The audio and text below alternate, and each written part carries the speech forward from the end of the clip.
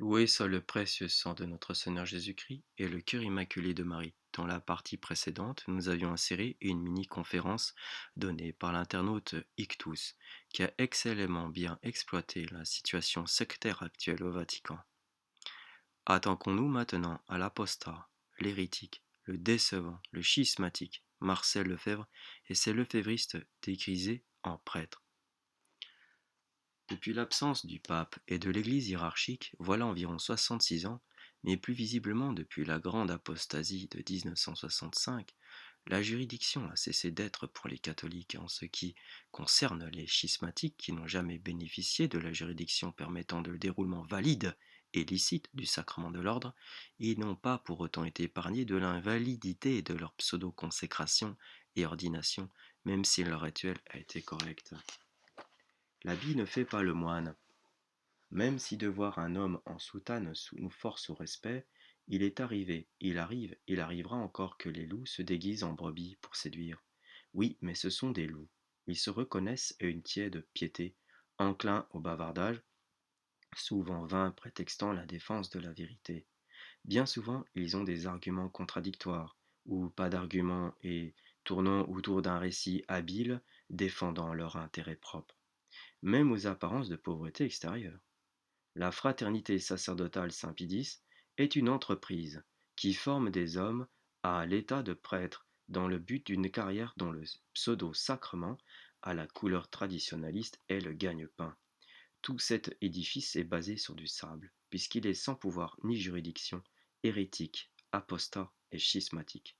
Pour résumer en 2 mots, Marcel Lefebvre, le fondateur de cet édifice, mon œuvre, ainsi qu'il se plaisait à l'appeler, a depuis 1965, premièrement, apostasié la foi catholique en signant la totalité des documents de l'immense secte conciliaire et moderniste, déclaré au moins une hérésie gigantesque, qui reflète bien que nous sommes à la fin des temps, hérésie qui va à l'encontre du dogme de l'infaillibilité pontificale, ce des dizaines de fois publiquement, et dirigeant tel un gourou profitant de son charisme, ses fidèles et ses membres à désobéir à un soi-disant pape dont il constatait l'hérésie, tout en le reconnaissant comme pape. Désobéir à un pape qui peut rester pape tout en étant dans l'hérésie. Voilà le paroxysme suprême de l'hérésie, aboutissant à une schizophrénie totale pour les dirigeants de la frate et leurs fidèles. Saint Augustin l'explique autrement et mieux que moi. Ainsi donc, personne ne prétend être juste s'il est séparé de l'unité de ce corps, car de même qu'un membre retranché d'un homme vivant, auquel il appartient, ne peut pas posséder l'esprit de vie, de même celui qui est retranché du corps de Jésus-Christ, ce juste par excellence, ne peut pas posséder l'esprit de justice. Fin de citation. Troisièmement, Lefebvre a dit en 1976 publiquement une hérésie niant la divinité de Jésus-Christ, et qu'il soit le Verbe incarné.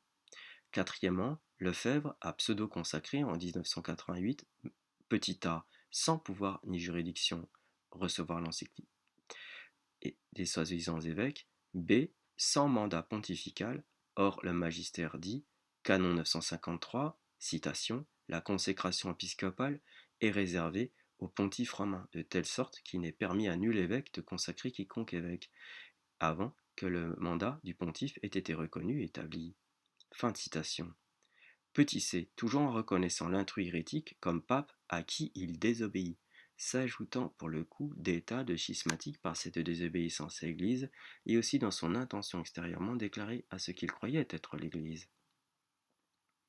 Les fruits pourris de cette chute vertigineuse et stupéfiante, on entend dans les médias Lefebvre et depuis les pseudo-prêtres de son œuvre blasphémer, disant et affirmant de ce qu'il croit être un pape de pape hérétique, pape antéchrist, c'est ce que disent les pseudo-prêtres de la frate Saint-Pédis. J'écris blasphémateur, enfin je dis blasphémateur non pas pour défendre les imposteurs ignobles déguisés en pape, mais pour défendre la vraie papauté, qui est, elle, infaillible, pure, en matière de foi et de mœurs, dans son enseignement. C'est notre Seigneur Jésus-Christ qui l'a instauré, institué et promis, cette papauté, tu es Petrus, etc. Fuir ce raisonnement basé sur un constat clair sous les yeux du magistère, c'est faire la politique de l'autruche, ne rien vouloir voir pourvu qu'on ait son pseudo-sacrement invalide en soi et son attirail traditionnel qui ne vaut rien aux yeux de Dieu, puisque la foi n'est pas vécue, ni manifestée, encore moins respectée. Ce n'est pas ceux qui disent Seigneur, Seigneur qui entreront au paradis, mais ceux qui font la volonté de mon Père.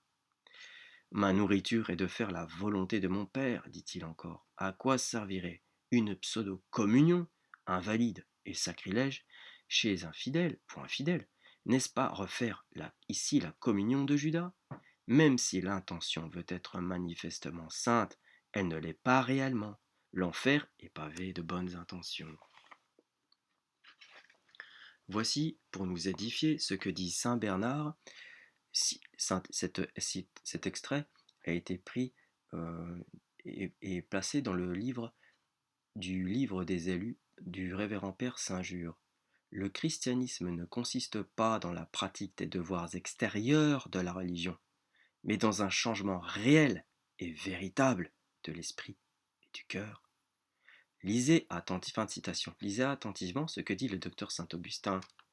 Dès lors, les hérétiques et les schismatiques, séparés de l'unité du corps, peuvent bien recevoir le même sacrement eux aussi, mais il ne leur est pas utile, au contraire, il aurait même nuisible ce sacrement qui les jugera bien rigoureusement plutôt qu'il ne les délivrera fût-ce tardivement, car ils ne sont pas dans le lien de paix exprimé par ce sacrement, dit saint Augustin dans sa Cité de Dieu. Il faut bien écouter. Et enfin, le canon qui condamne tout acte religieux réalisé avec des fausses religions, même sous aspect traditionnel. C'est une fausse religion. Canon 1258 qui dit il n'est pas permis aux fidèles d'assister activement ou de prendre part, sous quelque forme que ce soit, aux rites sacrés non catholiques, pas non traditionnalistes, non catholiques. Les autres fruits pourris sont aussi ceux des soi-disant ecclésiastiques costumés aux couleurs de l'Église, c'est le carnaval de l'enfer, s'étant aperçus avant et après la réception de leur ordination et le pseudo-ordination des mains de Lefebvre ou également des mains des 4 pseudo-évêques qui l'avaient consacré, que le Saint-Siège soit réellement vacant. Nous énumérons des faits de ces fruits pourris dans le plus loin. Rapport sur la secte de Marcel Lefebvre et ses traditionalistes. Voici donc le curriculum vitae de Marcel Lefebvre. Marcel François Lefebvre est né le 29 novembre 1905 à Tourcoing. Il était membre de la Congrégation du Saint-Esprit, il a été ordonné le 21 septembre 1929. Il a été consacré évêque par le franc-maçon, mais alors non dévoilé, Achille Liénard le 18 septembre 1947. Il fut vicaire apostolique de Sénégambie le 12 juin 1947 au 14 septembre 1955. Il fut archevêque de Dakar à partir du 14 septembre 1955 au 23 janvier de 1962. Il fut assistant au trône pontifical et délégué apostolique au Sénégal de 48 à 59. Et enfin, supérieur général de la congrégation du Saint-Esprit de 62-68. Il fonde la fraternité sacerdotale Saint-Pie X en 1970 et le séminaire international d'Écône. Son décès fut le 25 mars 1991 à Martigny en Suisse. Avec des titres honorifiques dignes de beaucoup de dignité, quoi. C'est quand même un rang quand même très très élevé qu'il a eu. Pareil, inutile de préciser que Marcel Lefebvre connaissait bien le magistère, évidemment, que notamment ce qui concernait l'hérésie, avec ses condamnations par l'Église. Voici une parole qui sert d'exemple de Lefebvre, de comme quoi il connaît bien le magistère. Dans sa circulaire Pastor du 26 octobre 1958, il dit « Car la mission est d'importance capitale, et c'est elle qui nous donne le souffle de l'esprit, qui nous autorise à dire et à nous présenter comme véritables pasteurs envoyés par Dieu et par l'Église. Sans cette mission, nous n'avons aucun droit sur les âmes. Sans cette mission, nous n'avons aucun droit sur les âmes, dit Lefebvre. Cette mission exprimée par l'Église est un honneur qui ne nous est pas dû. » Fin de citation. Vous constaterez au fur et à mesure de notre démonstration que Lefebvre n'avait plus par la suite ni la mission, ni ses effets, puisque je vais citer du magistère forcément, vu les paroles et les actes hérétiques qu'il a réalisés. Et les preuves sont à l'appui dans les déclarations des actes et actes qu'il a faits, dont nous n'avons retranscrit qu'une partie. Oui, je ne vais pas tout dire, tout ce qu'il a dit. N'écoutons donc pas ceux qui disent Ce n'était pas évident à cette époque de tomber sur le texte d'un docteur qu'un pape peut être déposé ipso facto, chose écrite qui était comme mise aux oubliettes. N'empêche que, à contrario, ceux ou ces textes ont été ressortis de ces fameux docteurs, de ces fameux papes, puisque Lefebvre s'en est servi, le ou les connaissait, certainement aussi donc, au constat de sa lumière canonique et théologique qui sort de ces déclarations que nous citerons plus loin. L'Église, quand elle nomme et consacre un évêque, ce dernier, cet évêque, a reçu une excellente formation, au minimum un diplôme supérieur en théologie, comme l'Église l'affirme ci-dessous par son canon 329.5, avoir reçu le grade de docteur ou du moins de licencié en théologie ou en droit canonique dans une université ou un autre institut d'enseignement approuvé par le Saint-Siège ou au moins être versé dans les autres dites disciplines. Si le candidat est un religieux, il doit avoir reçu de ses supérieurs majeurs ou bien un grade de même nature ou bien un témoignage de vraie science. Fin de citation de ce canon. Donc Marcel Lefebvre n'est pas tant ignorant en la matière comme on pourrait le prétendre. Comme il ne suffisait pas à Marcel Lefebvre de signer les documents hérétiques de Vatican II, puisqu'il les a signés, ainsi perdant ipso facto son ordre, son office et sa juridiction, pas son ordre, son office et sa juridiction, ce néo-pharisien hypocrite commença peu après son hérésie obscène, et persistant de résister publiquement et de désobéir à celui qu'il considérait comme pape, Montini Paul VI, dont sa vie et son œuvre ont été résumées par notre internaute, pas sa vie, mais en tout cas c'est une partie de ses actes, par notre internaute Ictus. Insinuant que c'était un hérétique, Lefebvre a dit que c'était un hérétique, comme on peut l'entendre dans les citations que je vous livre. Lefebvre, donc, qui parut dans le Figaro du 4 août 1976, a dit: le concile a tourné le dos à la tradition et rompu avec l'Église autrefois. C'est un concile schismatique. Si nous sommes sûrs que la foi enseignée par l'Église depuis 20 siècles ne peut contenir aucune erreur, nous sommes encore moins sûrs que le pape soit vraiment pape. Hérésie, schisme, excommunication ipso facto, élection invalide, autant de causes qui peuvent signifier que le pape n'a jamais été pape ou ne l'est plus. Car finalement, depuis le début du pontificat de Paul VI, donc là il reconnaît bien Paul VI, Montini Paul VI comme un pape, pontificat de Paul VI, la conscience et la foi de tous les catholiques sont confrontés à un grave problème. Comment est-il possible qu'un pape, donc il ressouligne le fait qu'un pape, le véritable successeur de Pierre, puisqu'il reconnaît donc Paul VI comme le véritable successeur de Pierre, qui assuré de l'aide de l'Esprit Saint, puisse officier la destruction de l'Église, la plus radicale, la plus rapide et la plus répandue de son histoire, ce qu'aucun hérésiarque n'a jamais réalisé. Apparaît à l'écran la signature de Monseigneur Lefebvre qui prouve son accord avec l'hérésie de la liberté religieuse proposée par Dignitatis Humanae de l'antipape Paul VI Montini dans le conciliabule de Vatican II le 8 décembre 1965. Le magistère dit aussi, nous allons prendre un extrait du révérend Leo Arnold Jaeger, The Administration of the Vacant and Quasi-Vacant Dioceses in the United States, de 1932, aux pages 82 et 88. Il dit, ce révérend père, ce crime d'hérésie ou d'apostasie publique ne suppose pas un acte intérieur, ni même extérieur, mais caché, mais une défection publique de la foi par hérésie ou apostasie formelle, avec ou sans affiliation à une autre société religieuse.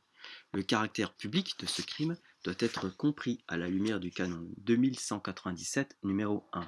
Par conséquent, si un évêque était coupable de cette violation et que le fait était révélé à la majorité du peuple ou de la communauté, le crime serait public et le siège ipso facto, il resterait vacant de ce fait. Lorsqu'un évêque démissionne tacitement, comme dans le cas d'apostasie, d'hérésie, etc., le siège devient complètement vacant au moment où le crime est rendu public.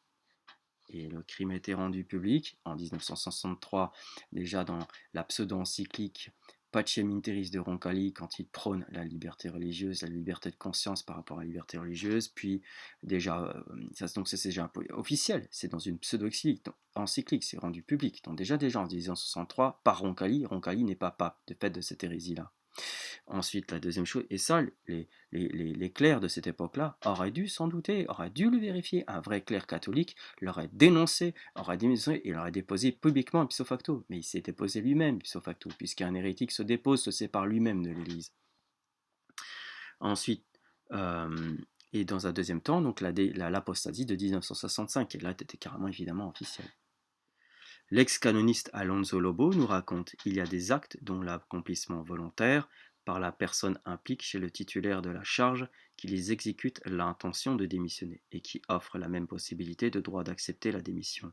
En conséquence, et sans autre déclaration, la charge est vacante d'office. Cette démission tacite n'existe que dans les cas limitativement indiqués par la loi, et parmi eux est que la charge ou office reste vacante si le titulaire renonce publiquement à la foi pour cause d'apostasie, ce qui a été fait, d'hérésie, ce qui a été fait, de schisme, ce qui a été fait, d'affiliation ou d'adhésion aux sectes non catholiques, et par tacite adhésion ou non aux sectes non catholiques. Par tacite renonciation admise par le droit lui-même, tout office devient vacant par le fait même et sans aucune déclaration, si le clerc défaille publiquement de la foi catholique. Ça, c'est le canon 188. Par tacite renonciation, admise par le droit lui-même, tout office devient vacant par le fait même et sans aucune déclaration, si le clerc défaille publiquement de la foi catholique.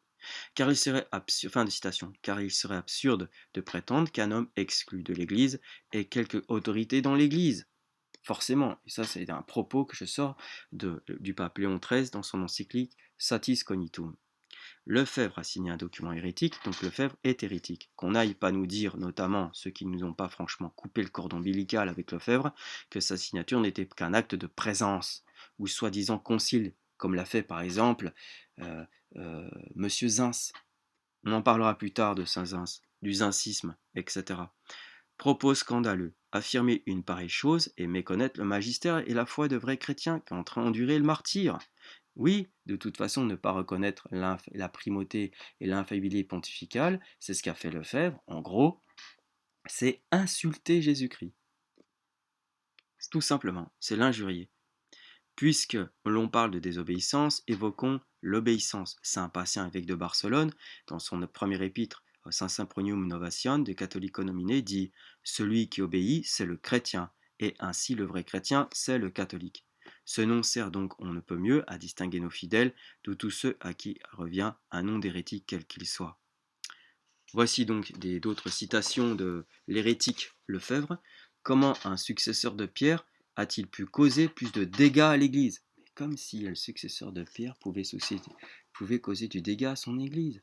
C'est qu'il n'est pas Pierre, c'est qu'il n'est pas pape, tout simplement. Marcel, réveille-toi. En si peu de temps que la révolution de 1789, en plus il insiste, Lefebvre. Je poursuis avec lui sa citation. Avons-nous vraiment un pape ou un intrus assis sur la chaise de pierre? Heureux ceux qui ont vécu et sont morts sans se poser de questions. Mais quelle horreur d'entendre ça. Heureux ceux qui ont vécu et sont morts sans faut se poser ces questions. Mais il faut se les poser ces questions. La charité de la vérité, la quête de Dieu, la quête de la vérité, il faut se poser ces questions. Il faut aller au magistère, on les trouve ces réponses. Ça, c'était donc les déclarations du 8 novembre 1979 dans Lefebvre. Et là, c'était marqué dans la biographie écrite par Bernard Tissier de Mailleret, un haut placé de la Frate Saint-Pidis. De nos jours, recite encore une citation de Lefebvre, de nos jours, l'obéissance à la foi catholique prétend que les ordres qui, au cours des 10 dernières années, ont été organisés et émis comprennent la falsification de l'écriture, la détérioration de la Sainte Messe, la falsification du catéchisme, l'apostasie permanente, à laquelle il a signé lui, Dans un mot, l'autodestruction de l'Église. Ils ne doivent pas être obéis, même si le Vatican prétend, mais souvent sans prouver que ces ordres viennent du pape Paul VI lui-même. Donc il reconnaît que c'est un pape qui détruit l'Église, qui ne doit pas être obéi, et que c'est une apostasie que lui-même a signée. C'est quand même... C'est grave ce qu'il dit, mais ça c'est dans sa rencontre avec le Vatican, entretien avec Monseigneur Lefebvre par Anu José 1978. Mais enfin Marcel, tu as signé toi aussi. Autre citation de Lefebvre. Notre désobéissance est motivée par la nécessité de garder la foi catholique. Ah bon? Ah bon? Alors il reconnaît quelqu'un comme pape et il doit lui désobéir et c'est ça avoir la foi catholique pour lui? Parce qu'il reconnaît mais on doit obéir au pape. Tu n'as pas à désobéir au pape, Marcel, et je vais le dire plus loin, par Pie IX. Je poursuis sa citation. Les ordres qui nous sont donnés expriment clairement qu'ils doivent nous obliger à nous soumettre sans réserve au Concile Vatican II, aux réformes post-conciliaires et aux prescriptions du Saint-Siège, c'est-à-dire aux orientations, aux actes qui corrodent notre foi et détruisent l'Église. Chose impossible à admettre. Collaborer à sa destruction, c'est la trahir ainsi que notre Seigneur Jésus-Christ. Ça, c'est dans sa conversation avec Lefebvre. Donc, à nu, toujours pareil, José, à nu, José, 1078. Donc, mais c'est trahir l'Église, c'est collaborer à sa destruction. Mais lui, il n'a pas collaboré à sa destruction en imposant sa signature pour la liberté religieuse. Reconnaître comme un pape un destructeur de l'Église, n'est-ce pas trahir notre religion Jésus-Christ? N'est-ce pas formuler, et même si on suit la raison et l'action de Lefebvre, encourager l'hérésie? Lefebvre reconnaît ce qui doit être pape tout en constatant l'illogisme venant de celui-ci. Ce cas de figure est intentionnel et déjà une grave hérésie en soi, pratiquée par Lefebvre, de reconnaître et de résister au pape, c'est-à-dire de lui désobéir publiquement et notoirement, qui a été condamné dans de nombreux documents magistériels, tels que, donc là je cite Pie IX, dans son encyclique Que in Patriarchatu, du 1er septembre 1876, il dit, citation de Pie IX, à quoi bon proclamer à haute voix le dogme de la suprématie de Saint-Pierre et de ses successeurs? À quoi sert de répéter sans cesse des déclarations de foi en l'Église catholique et d'obéissance au siège apostolique lorsque les actes demandent ces belles paroles? D'ailleurs, la rébellion ne devient-elle pas plus inexcusable du fait que l'obéissance est reconnue comme un devoir? Encore une fois, l'autorité du Saint-Siège ne s'étend pas comme sanction aux mesures que nous avons été contraints de prendre, ou suffit-il d'être en communion de foi avec ce Saint-Siège sans y ajouter la soumission et de l'obéissance, ce qui ne peut être maintenu sans nuire à la foi catholique?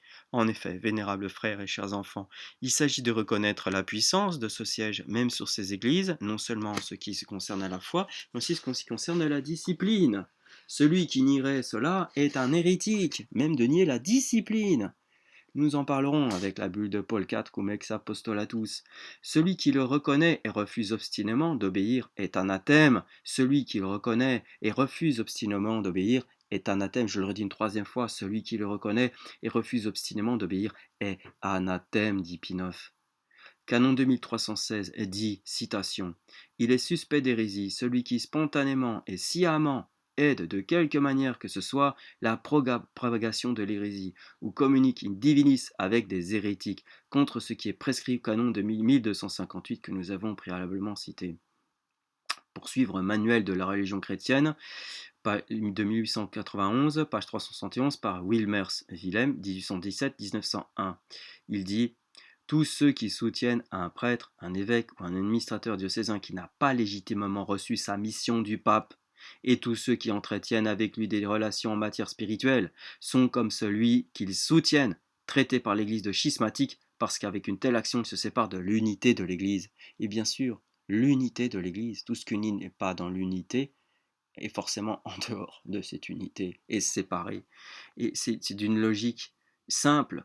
Et pour clore cette partie, Lefebvre tombe aussi sous une condamnation du Concile de Trente. Ainsi, dans l'Église catholique, le Concile dit dans sa session 24, canon 1, ainsi dans l'Église catholique, il ne peut y avoir de consécration légitime que celle qui est conférée par un mandat apostolique. C'est un dogme catholique que pour être pasteur légitime, il faut avoir une mission canonique et que c'est le souverain pontife seul à qui, comme ayant la primauté de juridiction de droit divin, il appartient de donner l'institution et la confirmation canonique aux archevêques et évêques. Il que tout prélat qui prendrait sa mission d'ailleurs ne pourrait être qu'intrus, dit le Concile de Trente, session 23, canon 1, 7 et 8. Voici un témoignage de M. Strogier, qui a écrit dans l'affaire des cônes. Voici des extraits. Lettre du 17 du 7 décembre 1976, citation.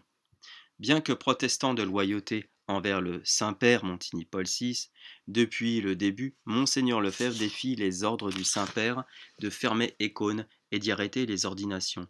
Puis il y a Mestre et médiatisé à Lille, un défi ouvert à Paul VI, sans que Lefebvre n'ait encore parlé des crimes de Paul VI pour justifier son défi. Peu de temps après, il débarque à Castelfondo, où il est reçu par Paul VI comme un fils. Comme un fils. Fin de citation du témoignage. Curieux dénouement de cet acte de défi d'un côté et de suspension de l'autre. C'est à ce moment-là que j'ai commencé à soupçonner qu'il s'agissait d'une mise en scène. Et je me rappelais qu'il y a bien longtemps Lefebvre avait dit à Nantes « Mon heure n'est pas encore venue ». Plus loin, la tentative d'assimiler Lefebvre à l'église née à Écône, on est toujours dans le témoignage, hein. Plus loin, la tentative d'assimiler Lefebvre à l'église née à Écône est une supercherie.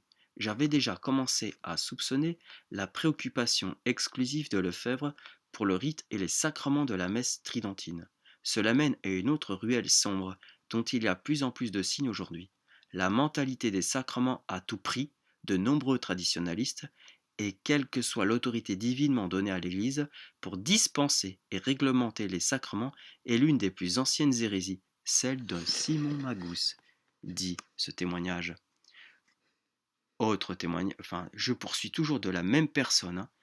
Citation, les signes sont qu'ils, Lefebvre, visent ce plus grand nombre de catholiques confus que j'ai mentionné et n'utilisent les traditionnistes et leurs chapelles que comme point de départ et comme source d'argent pour le début de son grand plan qui comprendrait maintenant un grand séminaire américain. Un peu plus loin, le même Stroge dit « Oui, Lefebvre peut dénoncer les erreurs doctrinales du Concile, c'est assez sûr. Mais qui a signé les articles de Vatican II et qui exécute le programme actuel de destruction? Ça, il ne le dit pas. Et par son silence maintenant depuis le Concile, Lefebvre partage la culpabilité de Paul VI et des autres déchireurs de la robe sans couture. Je poursuis toujours citation. D'abord, Monseigneur Lefebvre n'a rien fait vraiment pour s'opposer à Paul VI, comme déjà mentionné, il ne parle qu'en termes généraux, contre hérésie de Vatican II, se laissant lui-même de côté, lui qui a signé les articles de Vatican II. Il faut le rappeler, il espère que le dialogue avec Paul VI, commencé à Castel Gandolfo, se poursuivra. Oh. Voilà, donc ça c'est pour la fin de ce témoignage. Mais survient ici une autre hérésie de Marcel Lefebvre en 1976. Le périodique Veritas cite le sermon prononcé par Lefebvre lors des ordinations de 13 hommes, l'ordination de 13 hommes le 29 juin 1976. D'abord cette phrase significative. Citation de Lefebvre. Il n'y a qu'une seule parole, la parole du Saint-Esprit. Ensuite, car notre Seigneur Jésus-Christ est prêtre pour l'éternité parce que la divinité de la parole de Dieu a été infusée dans l'humanité qu'il a assumée. Et dans le paragraphe suivant, cette grâce de la divinité elle-même descend dans une humanité qui est notre Seigneur Jésus-Christ. L'humanité de notre Seigneur Jésus a été pénétrée par la divinité de la parole de Dieu. C'est là où il y a l'hérésie. Et ainsi, il a été fait prêtre. Ainsi, donc c'est lié avec parce qu'il a été pénétré de la divinité de la parole de Dieu, selon Lefebvre. Il a été fait médiateur entre Dieu et les hommes. Il y a plus, mais c'est suffisant. Commentaire des éditeurs de Veritas. En prononçant ces mots, Lefebvre a parlé d'hérésie. Ces mots sont un rassemblement soigné des hérésies gnostiques, si vigoureusement combattues par saint Athanase. Citation, le champion de la vérité saint Athanase qui est le champion de la divinité du Christ. Lefebvre est dans l'erreur, je cite donc toujours ce journal, Veritas, Lefebvre est dans l'erreur parce que ses paroles contiennent un déni des deux natures séparées et distinctes en Christ, le divin et l'humain. Un déni de la divinité, un déni que le Christ, le Fils, est la parole de Dieu. C'est lui-même le Verbe. Jésus a été pénétré par la divinité de la parole de Dieu. Non, Jésus est le Verbe. Il ne peut pas être pénétré par la divinité de la parole de Dieu, puisque c'est lui le Verbe. L'hérésie de Lefebvre apparaît reformulée en 3 paragraphes, dont 2 en sont entièrement repris. Il ne peut y avoir aucune excuse pour un lapsus concernant cette doctrine catholique fondamentale. Fin de citation de Veritas. Rappelons-nous du cursus catholique impressionnant de Lefebvre, que j'ai énuméré au début de cette vidéo. Il n'est pas étonnant qu'il ait du charisme. Il n'est pas étonnant non plus qu'il rassemblait des foules, et il était considéré comme un saint vivant parmi ses séminaristes et confrères. Il avait un langage de droite, si j'ose dire. Ça plaisait beaucoup. J'ai connu aussi les engouements de ces prêtres autour de sa personne, d'où un aveuglement plus fort encore et qui perdure.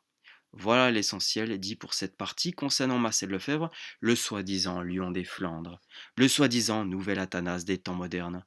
Il faut ici développer en partie, je vais développer après en partie des faits tragiques concernant aussi les actes pédophiles par les pseudo-prêtres de la fraternité de l'œuvre de Marcel Lefebvre.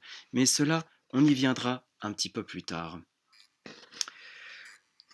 Parce que quand même, il faut bien dire qu'une des caractéristiques des sectes schismatiques et hérétiques est justement ce genre de tragédie qui se réalise. Donnons ici quelques faits, venant quand même du site internet ou Wikipédia. Les abus sexuels, citation, hein. Les abus sexuels dans la fraternité sacerdotale Saint-Pédis désignent des sévices sexuels commis au sein de ces institutions par certains de ses clercs et agents pastoraux. Surtout rendues publiques depuis les années 2010, certaines de ces accusations ont donné lieu à des condamnations devant les juridictions civiles et canoniques. Les critiques portent également sur l'étouffement institutionnel de ces affaires, comme dans les cas de règlements en interne avec simple mutation ou de mise à l'écart temporaire sans dénonciation aux autorités. L'association de victimes de dérives sectaires, la VREF, a publié en mai 2016 un livre noir de la fraternité Saint-Pédis qui fait état de plusieurs abus sexuels dans la fraternité Saint-Pédis, de mauvaise gestion et même de complicité de la part des supérieurs, voire dans certaines de complicité de famille des victimes elles-mêmes. Dans son avant-propos, la VREF décrit un milieu très fermé sur lui-même, où les familles en viennent quelquefois à préférer la position de la communauté qu'à l'écoute de leurs enfants.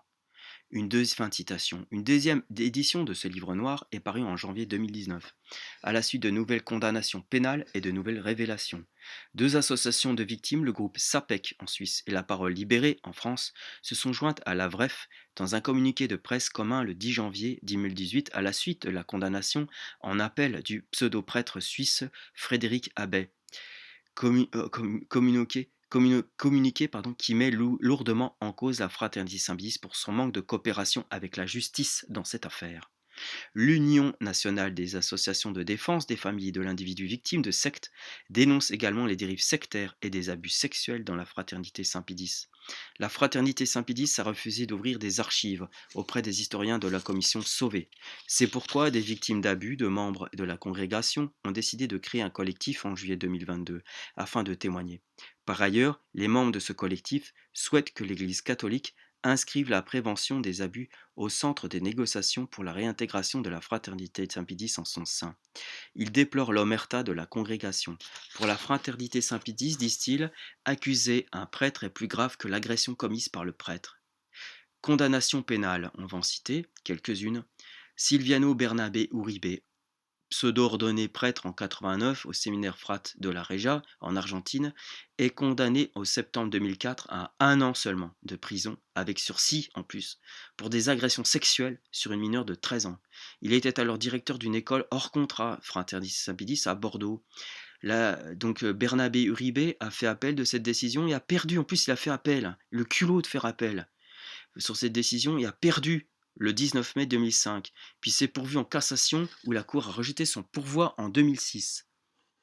Christophe Rouanel, pseudo-ordonné prêtre à Écône en 2002 et directeur de l'école maternelle et primaire, en plus dans une école maternelle et primaire privée de Notre-Dame de la Sablonnière, une institution hors contrat de la Frate Saint-Pédis à Goussainville dans les Yvelines. En 2010, enseignantes de l'établissement et une de leurs amies se plaignent des abus sexuels de cet homme. Il est alors discrètement envoyé seulement au couvent pour Capucin de Morgon. Il y reste presque 3 ans avant d'être nommé dans une école de garçons. Apprenant cette nouvelle, ses victimes portent plainte devant la justice et il est arrêté le 7 avril 2014, alors qu'il est toujours au couvent des Capucins. Il est des pseudo-Capucins. Il est condamné le 5 mai, ce qui sont attachés à la Frate Saint-Pédis. De toute façon, aujourd'hui, il n'y a plus rien de valide. Il est condamné le 5 mai 2017 à 16 ans de réclusion criminelle pour des viols aggravés sur 2 femmes adultes. 2 femmes adultes. Il interjette appel et écope le 16 février 2018 de 3 ans supplémentaires, soit un total de 19 ans pour des faits de torture qui n'avaient pas été retenus en première instance. Frédéric Abbé, ordonné prêtre en 2004, enfin pseudo, ordonné en 2004 à Icône, condamné à 5 ans de réclusion par la Cour d'appel de Bruxelles le 13 décembre 2017 pour violence sexuelle sur mineur de 16 ans. Absent verdict pour raison de santé, ayant demandé à purger sa peine en Suisse, il s'est arrêté incarcéré qu'en juin 2020 en Valais. Kevin Sloniker, formateur de servants de messe à l'église de Fraternité Saint-Pédis à l'Immaculate Conception dans l'Idaho, aux USA, moniteur des camps de jeunesse de la Fraternité Saint-Pédis, ancien séminariste à Winona, condamné le 28 octobre 2016 à perpétuité avec peine de sûreté de 35 ans pour viol et agression sexuelle sur 7 mineurs âgés de 8 à 14 ans. On est quand même loin de l'année avec sursis qu'a pris Bernabé Uribe. Hein. C'est là, aux États-Unis, ils sont un peu plus sérieux. Hein. 35 ans pour viol et agression. Investigation suédoise, Updrag Granskning a consacré en avril 2017 un épisode à l'affaire et au procès qui met en cause la responsabilité de la Frat Saint-Pédis. Après ces quelques exemples donc tirés de la source Wikipédia, j'invite le lecteur à faire un tour sur ce site, car d'autres condamnations y sont citées. L'UNADFI est une des associations présentes en lien internet sur ce site. En cliquant dessus, d'autres condamnations des pseudo-prêtres de la fraternité Cépidis apparaissent. Et ce n'est qu'un exemple que je mets ici. J'en cite un extrait. Oui, je voulais en citer un extrait. Mais on n'a pas vraiment le temps. On va arrêter là avec Lefebvre, avec le lefébrisme. Avant d'entamer, on fera la prochaine vidéo. Ce sera sur l'invalidité, parce que j'ai beaucoup parlé d'invalidité, de consécration des ordinations conférées par les sectes schismatiques, non seulement lefébristes, mais aussi parmi les autoproclamés orthodoxes. Donc je ferai la fois prochaine la vidéo concernant la preuve, la démarche, les réflexions, les déductions basées sur le magistère, sur les déclarations de saint Thomas d'Aquin, sur la bulle de Paul IV, sur Pie XII, et voilà, qui parlera en fait de tout ça. Gloria in altissimis Deo et in terra pax hominibus bone voluntatis.